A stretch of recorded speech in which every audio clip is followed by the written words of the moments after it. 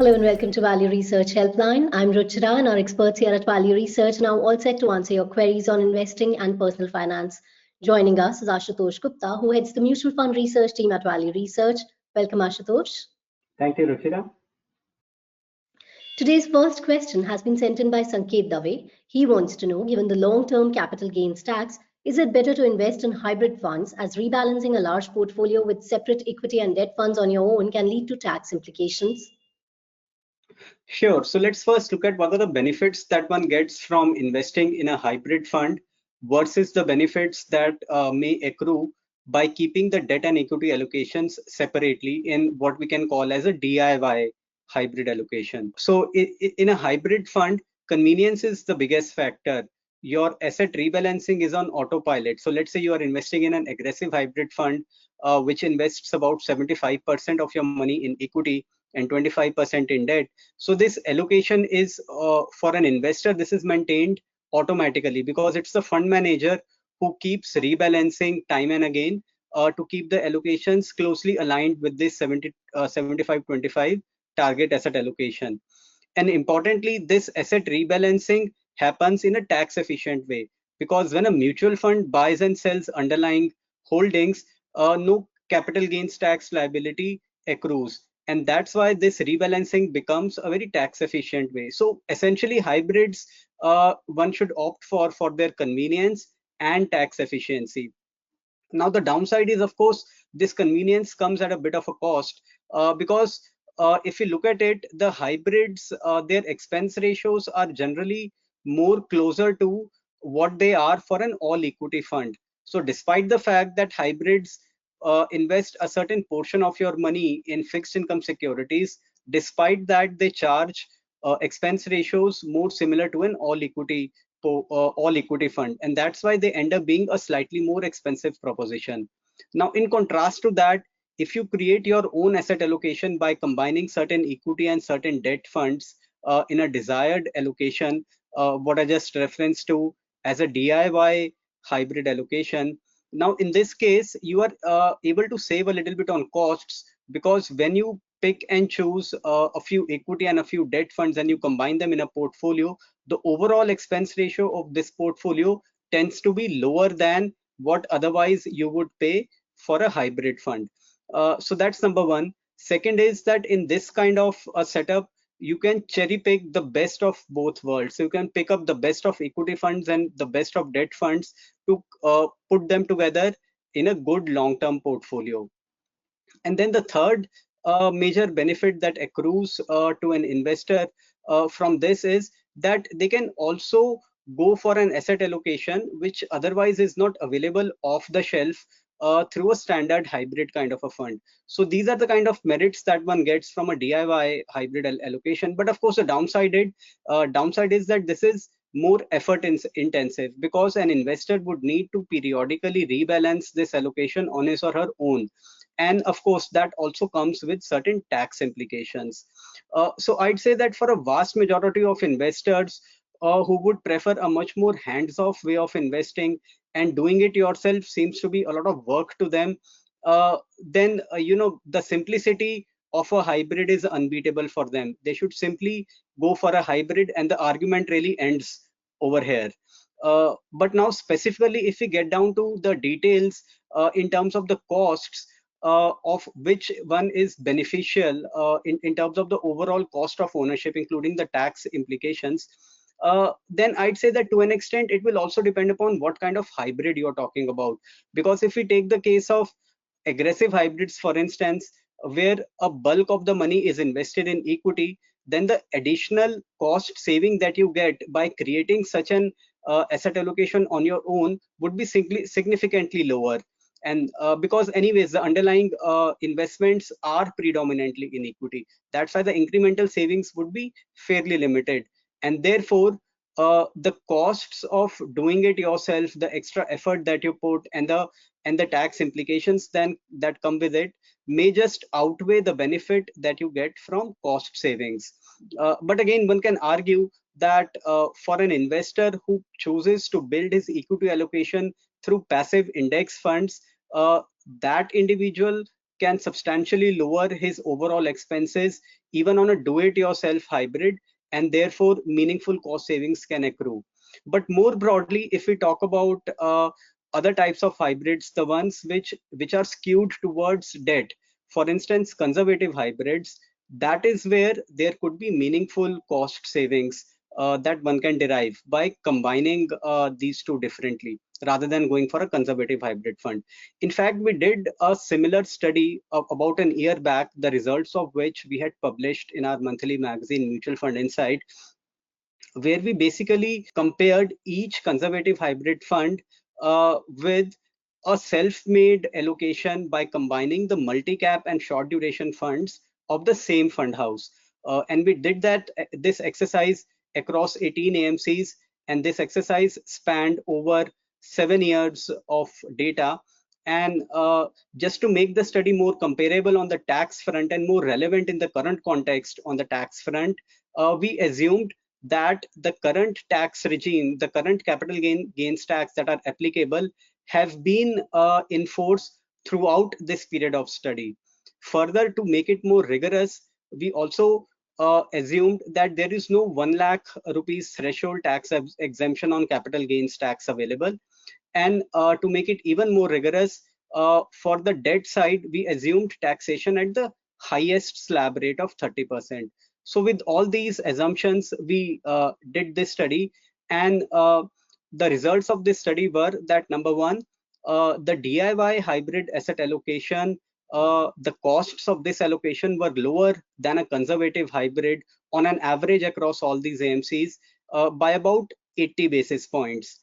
Further, in terms of returns, the DIY hybrid allocation was able to beat the conservative hybrids on an average by about 0.5% per annum.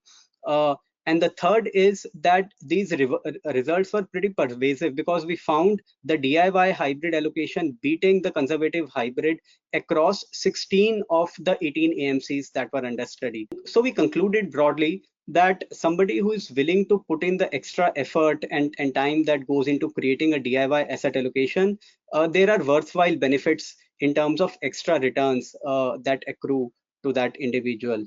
But again, I'll reiterate that all this is more for a mutual fund geek. For majority of investors for whom convenience can be a far bigger parameter, perhaps the good old hybrids are still worthwhile to go for. But in any case, I believe that at some point in time, hopefully the asset management companies rationalize the costs of hybrid funds, either by way of a regulatory nudge or otherwise, and that would be the ideal solution for investors. All right, now Muthu Kumar S asks, how should one follow a core and satellite approach for the debt fund portfolio? Well, first of all, a core and a satellite approach, as the name suggests, is where you essentially build your portfolio with two components, a core component and the satellite component. And the core is typically the mainstay of one's portfolio. So for a core holding, the kind of tenets one should look for are, these are the kind of investments where you don't essentially take much more risk than the overall risk that is inherent in that asset class. And here you would want to remain by and large well diversified, keep your risks under control, and you would hope to beat the market by a little bit. Or for those who are opting for a passive strategy for their core, they would like to match the market in terms of returns. Now, for the satellites, these are small supplementary or tactical allocations which may be slightly higher on risk and which have a better return potential over the long term. So because of the high risks, you don't want to go overboard with these kind of allocations, but you want to add them in a measured dose to boost your overall returns. So that is the overall concept of building a core and a satellite approach for your investments. And it is possible to implement something similar with your debt allocation as well. So in the debt for your core, you would want investments which are well diversified, which do not take a lot of credit risk by investing too much in bonds of lower rated issuers. These are the kind of investments which also keep the interest rate fairly under check by not going overboard on bonds which come with a very high maturity or a very long duration. And overall, they combine and they construct a portfolio by combining, say, corporate bonds or GSECs in a way that the portfolio almost always remains fairly well on liquidity. So these are the kind of tenets that you want to achieve from your core debt allocation. And we believe that these are the kind of tenets that one gets from short duration funds. So we believe that short duration funds fit the bill to form the core of a fixed income portfolio. Now, for the satellite allocation, these could be the instruments or the funds where one may want to assume slightly higher credit risk by investing in funds which take aggressive credit calls, or they can assume a little bit of interest rate risk by investing in funds which invest in longer dated papers, because these are the kind of two strategies: either you assume a little bit of credit risk or you go long on duration, and this is how you can derive some extra yield. Now, on the credit risk side, of course, there are credit risk funds which one may want to add in a small supplementary allocation, or on the duration side, one can look at funds like the gilt funds or the dynamic bond funds, or some other medium to long duration categories of funds. But again, I'll reiterate that for a vast majority of investors, they have a very low tolerance for risk in their fixed income portfolios, and they don't like a lot of volatility. So for a vast majority of investors, it may just be suitable to stick to the core allocations and give a skip to the supplementary allocations altogether. And with their core allocation, they can aim to achieve returns which are slightly better than what a bank FD could fetch, and that should be good enough. Okay, now Ashutosh, Manjunath Upadhyay wants to know your opinion about the dividend reinvestment plans of mutual funds. I would advise against investing in dividend reinvestment plans for their tax inefficiency. That's because in a dividend reinvestment plan, whatever dividend is announced by a fund from time to time does not hit the bank account of an investor, but it is automatically reinvested in the units of the same fund. So the investor ends up getting more units worth the dividend amount of the same fund. Now, what happens in this round tripping is that an investor does not get any dividend in hand and yet ends up paying taxes on it. So at the time of filing the income tax return, the dividend is added to the income of the investor and it is taxed as per the slab system. So clearly the growth option should be a preferred mode for most investors. Now, if we get into the weeds, one can really pull out a limited use case for, say, someone who is below the threshold level of taxable income. So for such an individual, the dividends would become tax-free, and because over a long term, the subsequent dividend reinvestments hopefully happen at higher NAVs. So that in effect has the effect of reducing the accumulated gains and therefore lowers the capital gains tax liability when eventually the investor redeems these units. But then again, there is a downside to it, which is that the dividend reinvestments happen after deducting the TDS if the dividend amount is more than 5,000 rupees, and there's an opportunity loss associated with it. And secondly, you also end up converting your long-term capital gains into short-term capital gains. So I'd say that by and large, dividend reinvestment plans should be avoided by investors. Amlan Basak is investing in two Mirai funds, the mid-cap and the focused funds, though they are unrated by Value Research, he says. So he's asked for your feedback on these two funds. Well, Mirai, first of all, has built up a very credible and a very promising track record in the equity side over the last decade, and that shows on these two funds as well. So although these funds are fairly new, both of them were launched sometime in the middle of 2019, so they have less than 2 years of performance, and that's why they are not rated by Value Research, because as per our rating methodology, we do not rate equity funds until they have completed 3 years of performance, and we usually do not provide much opinion on such funds either. But having said that, these two funds have made a fairly promising start. They are among the best performers in their limited performance history so far. And another striking feature about these two funds is their extremely low expense ratio for the direct plans. So the direct plans of both these funds charge somewhere between 30 to 35 basis points. And in fact, if you look at these two categories, the multi-cap and the mid-cap, there are one or two index funds in these categories, which in fact charge more in expense ratios than these two funds. So here we have two actively managed funds which charge lesser than the few passives that are available in their respective categories. And on top of it, coming from the Mirai, that inspires a lot of confidence as well. So I'd say that though they have a long way to go ahead, but they've made a promising start. Now, Dr. Deepak C. Patil is a subscriber of Value Research Stock Advisor, and he asks, does your best buys list, which was launched around the start of 2020, still have the same significance after the market rally, or does Value Research plan to review it anytime soon? Yes, the list is current and it remains relevant. So for our best buy list, our equity analysts review it every week. So it is reviewed once in a week. And although there may not be too many changes in it from a week to week basis, but it remains current. So rest assured about that. That's one. Now this best buy list overall is essentially a subset of our recommended universe of stocks.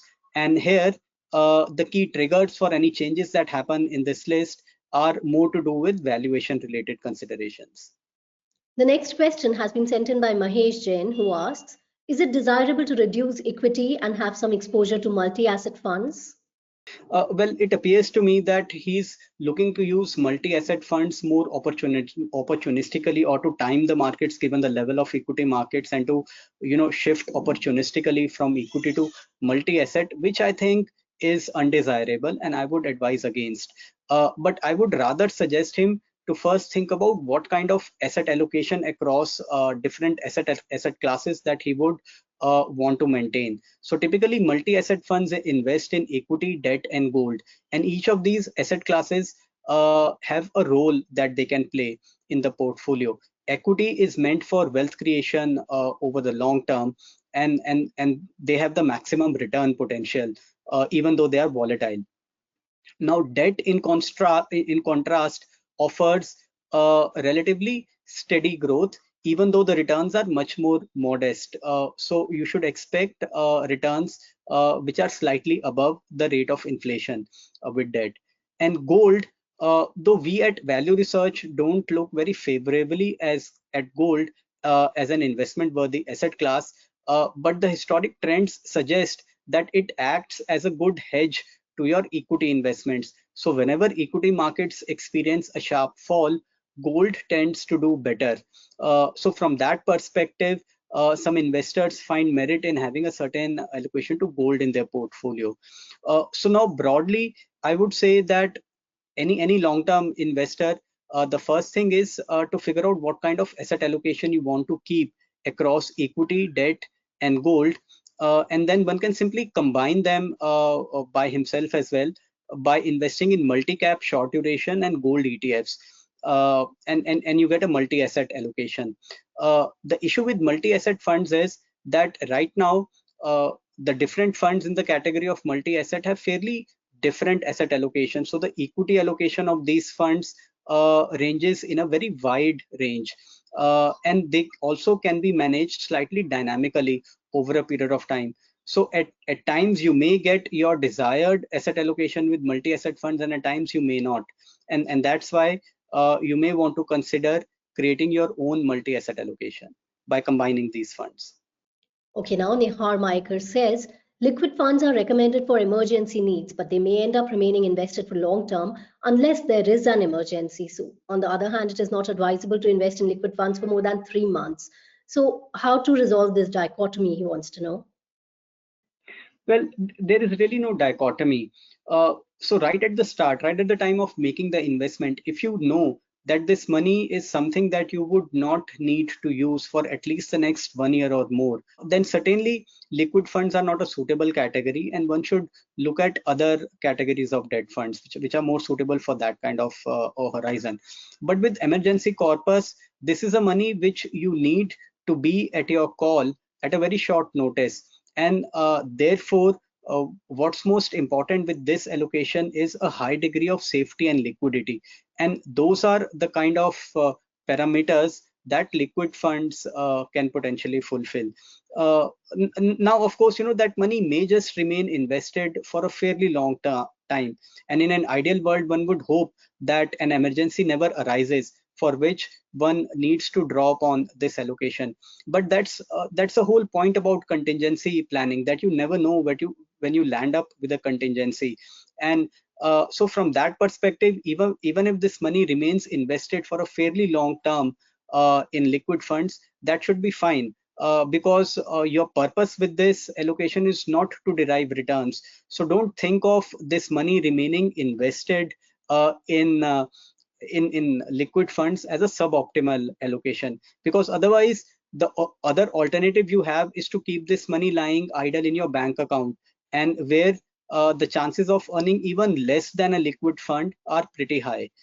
So I would suggest that don't get too confused about this dichotomy.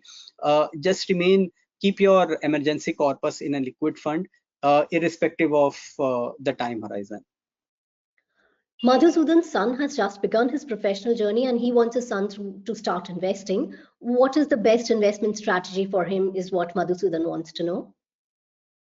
I think the most important thing to do at this stage is to just get started and not keep waiting for a perfect financial plan. So there are broadly just 2-3 things that he needs to do.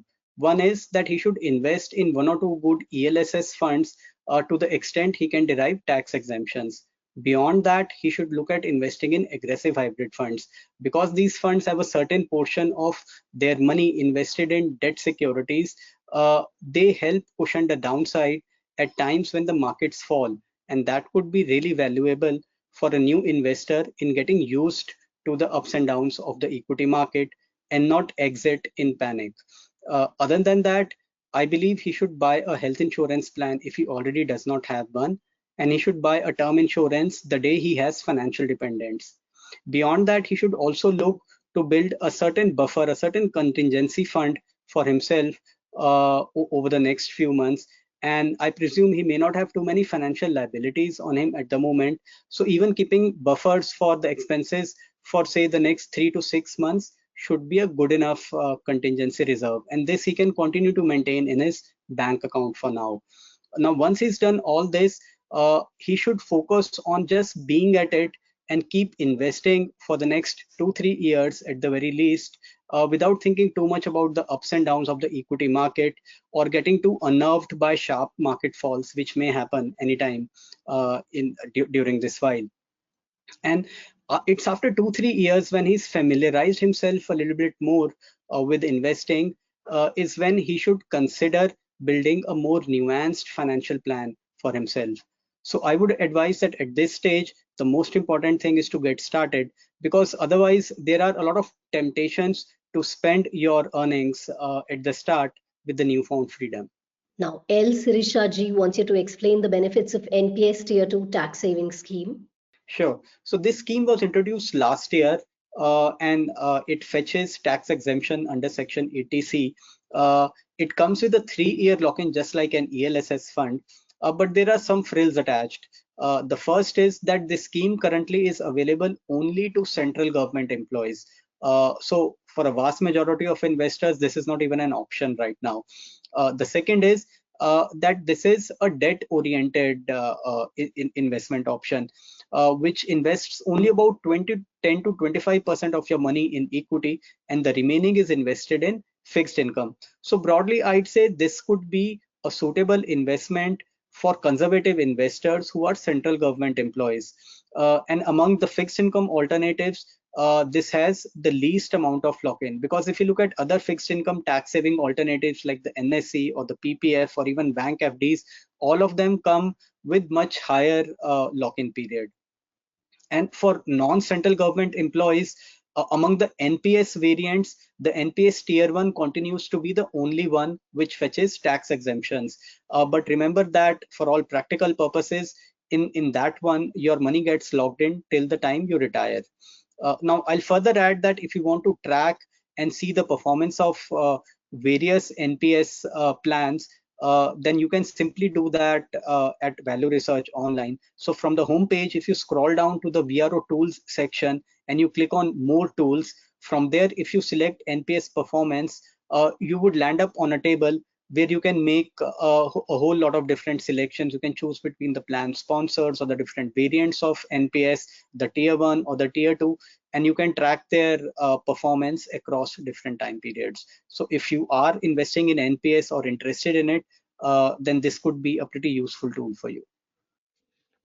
Dilip Patil has started investing since October 2020. He plans to do an SIP in equity funds for 3 years and then stay invested for 12 to 14 years. So should he continue or hold the SIP till the market corrects? I think he can continue with his SIPs. I presume he has a lump sum or an accumulated sum which he is looking to deploy by spreading it over the next 3 years. And then he has a fairly long investment horizon even after that. So I would suggest that 3 years is a fairly good time to spread his investment over.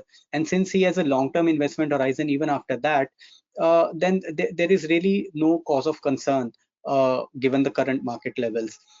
So he should continue to invest through the ups and downs of the market over this 3-year time frame. And in fact, if the market's correct from here on, then it would only be beneficial from him because he would be accumulating units at lower levels.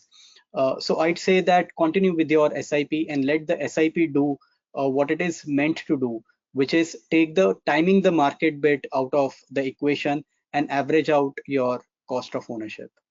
Okay, now Varghese Minachari has some equity funds that have made large losses recently, while some of the other funds have generated decent gains. If he redeems all these funds, will his capital gains be offset against the gains for tax computation purpose?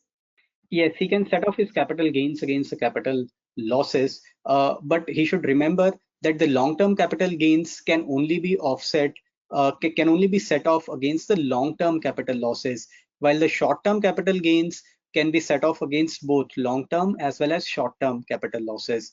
The other thing is he can even carry forward his capital losses, both long-term and short-term, for up to 8 financial years and set off any future capital gains during this this 8-year period against these losses. Now, today's last question has been sent in by Akshay Rao, a new investor who started investing in equity funds about 1.5 years back. His overall portfolio is still heavily skewed towards fixed income, which he wants to rebalance to 75-25 equity debt. With markets at all-time highs, is it still the right time for this over the next 18 to 24 months? It's a very significant corpus for him, says Akshay. Yeah, as I was just telling just a while back, that SIPs are actually meant to take the timing, the market bit out of the equation. So he can continue with his SIPs and continue moving gradually from equity towards equity to alter his asset allocation to 75-25. Now he mentioned that this is a very significant sum of money for him. So I'd suggest maybe he can increase the duration of time over which he spreads this money. So from 18 odd months, maybe he can look at a time frame of 2.5 to 3 years to spread this money. And if he's looking to invest for long term and say looking to remain invested for another 10-12 years after that, he should be fine. Well, with that, it's a wrap on this episode of Helpline. Thank you, Ashutosh. Thank you.